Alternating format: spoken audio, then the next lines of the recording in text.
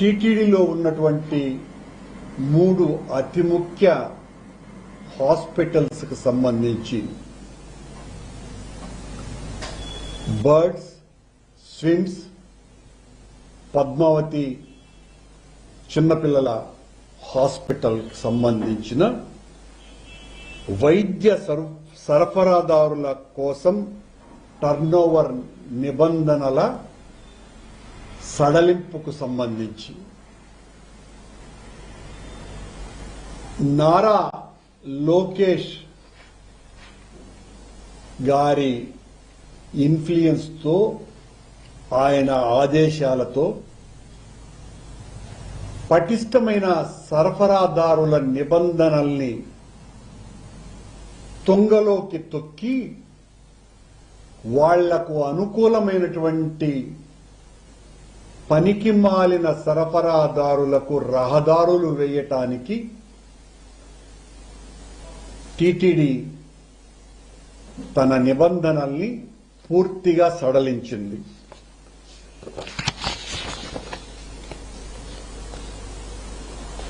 వార్షిక టర్నోవర్ కనీసం శస్త్రచికిత్స మరియు ఇంజెక్షన్లు, జీవనాధారాల ఔషధాలు వీట్లకు సంబంధించిన ప్రమాణాలకు సంబంధించి ముఖ్యంగా ఔషధాలు, ఇంజెక్షన్లు వీట్లకు సంబంధించిన కనిష్ట వార్షిక టర్నోవర్ గతంలో 100 కోట్లు ఉంటే, సరఫరాదారుల టర్నోవర్ 100 కోట్లు ఉంటే తప్ప బిడ్డింగ్ లో పాల్గొనేటువంటి అవకాశం లేదు. దాన్ని పూర్తిగా సడలించి 25 కోట్లు ఉంటే చాలు అన్నటువంటి నిర్ణయం తీసుకున్నది. అత్యంత ప్రాణాధార మెడిసిన్స్ ను కొనటానికి తీసుకున్న నిర్ణయం ఇది. ఒక అజ్ఞాత కమిటీ ఇచ్చినటువంటి రిపోర్టు కారణంగా ఈ అజ్ఞాన కమిటీ, అవినీతి కమిటీ ఇచ్చినటువంటి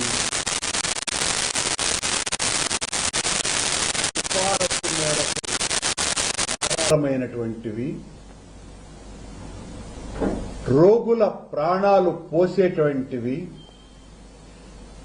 వీళ్ల ప్రాణాలు పోసేటువంటి మందులు, శస్త్రచికిత్స పరికరాలు వీటికి సంబంధించిన కొనుగోళ్లకు సంబంధించి, నాణ్యతకు సంబంధించి ఎక్కువ మంది బిడ్డర్స్ రావటానికి అవకాశం కల్పిస్తున్నాము.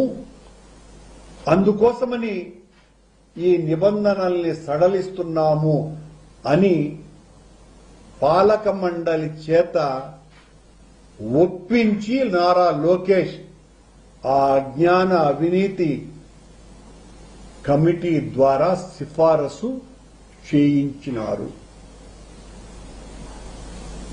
దీని ద్వారా నాణ్యమైనటువంటి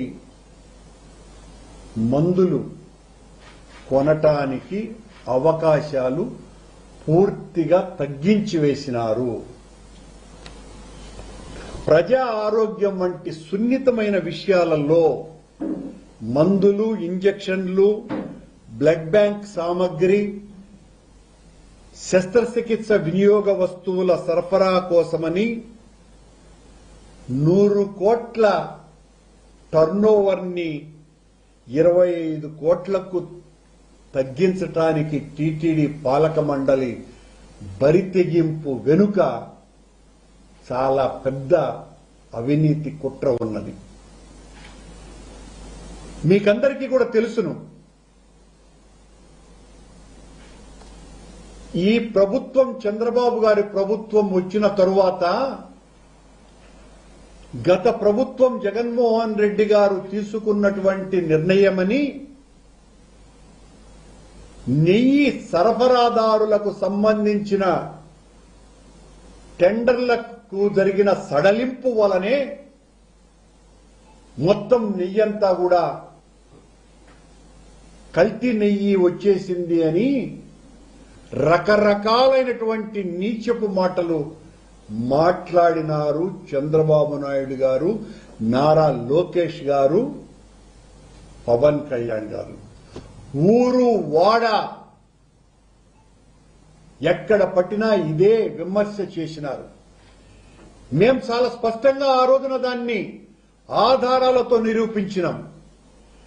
మా సడలింపు ద్వారా ఒక్కటంటే ఒక్క పనికి మాలిన బిడ్డర్ కూడా టెండర్లో పాల్గొన్నటువంటి